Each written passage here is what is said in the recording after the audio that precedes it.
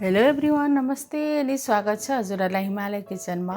म आज हजुरहरूको लागि लिएर आएको छु टिमुर मसरुमको रेसिपी। ल अब यसको लागि मैले यहाँ प्यान बसाएकी छु र प्यान तातेपछि मैले राखेँ 1 ठुलो चम्चा तेल र तेल तातेपछि मैले यसमा पुरा आधा सानो चम्चा जिरा, एउटा हरियो खुर्सानी,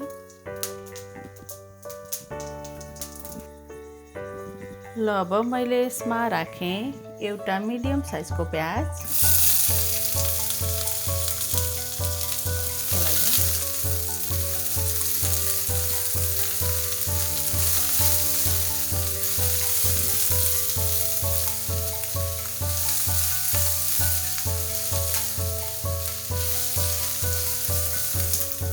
ल अब यति बेला भएपछि मैले यसमा राखेँ आधा सानो चम्चा बेसार, त्यसै गरी 1/4 चम्चा टिमुरको धुलो। हजुरहरूले दाना टिमुर पनि राख्न सक्नुहुन्छ।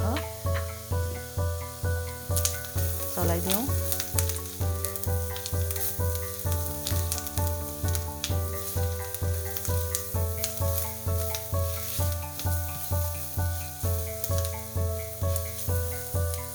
अब मैले यसमा राखेँ एउटा मिडियम साइजको टमाटर मसिनो गरेर काटेको। त्यसै गरी मैले राखेँ नुन,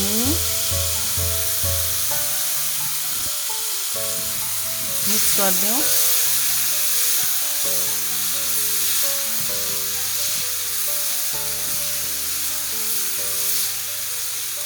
अब टमाटरलाई राखेपछि छोपेर यसलाई राम्ररी टमाटर गलुन्जेलसम्म पकाउनुपर्छ।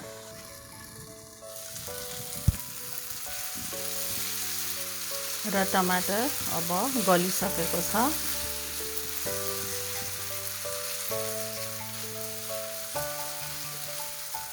र यति बेला भएपछि मैले यसमा राखेँ 1 सानो चम्चा कुटेको अदुवा, त्यसै गरी 1 सानो चम्चा जिरा र धनियाँको पाउडर मिक्स गरिदिउँ।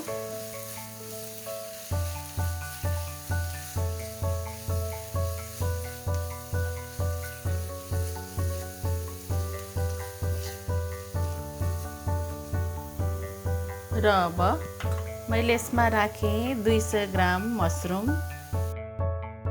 मैले राखेँ नुन थोरै फेरि। अब यसलाई मजाले मिक्स गरिदिउँ।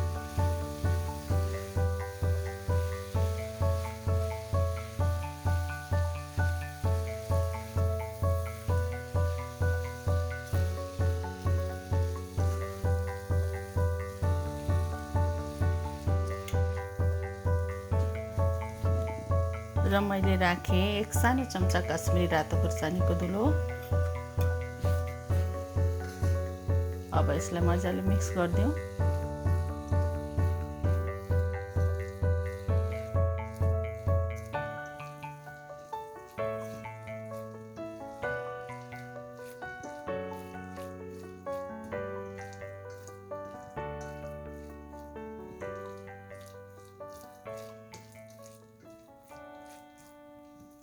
अब यति गरेपछि यसलाई छोपेर 2 मिनेटको लागि पकाऊँ।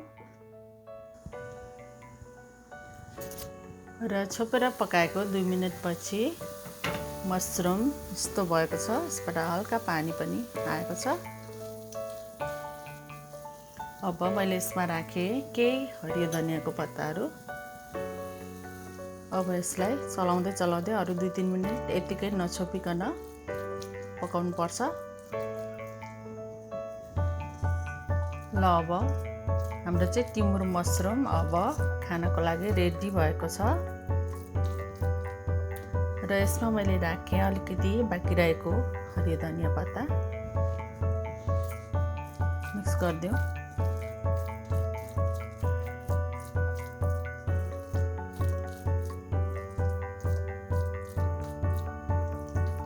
हजुरहरूलाई ग्रेभी बनाउन मनपर्छ भने हजुरहरूले यसमा पानी राखेर ग्रेभी पनि बनाउन सक्नुहुन्छ।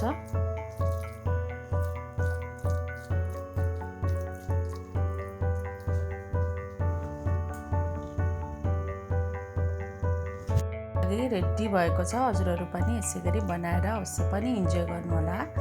हस् त, यो टिमुर मसरुमको रेसिपी हजुरहरूलाई राम्रो लाग्यो भने हाम्रो भिडियोलाई लाइक कमेन्ट सेयर गरिदिनु होला। साथै यस्तै प्रकारको रेसिपीहरूको लागि हाम्रो च्यानललाई सब्स्क्राइब पनि गरिदिनु होला। सब्स्क्राइब गरिसकेपछि नजिकै रहेको नोटिफिकेसन बेललाई पनि अवश्य पनि दबाइदिनु होला। हाम्रो भिडियो हेरिदिनु भएकोमा हजुरहरूलाई धेरै धेरै धन्यवाद।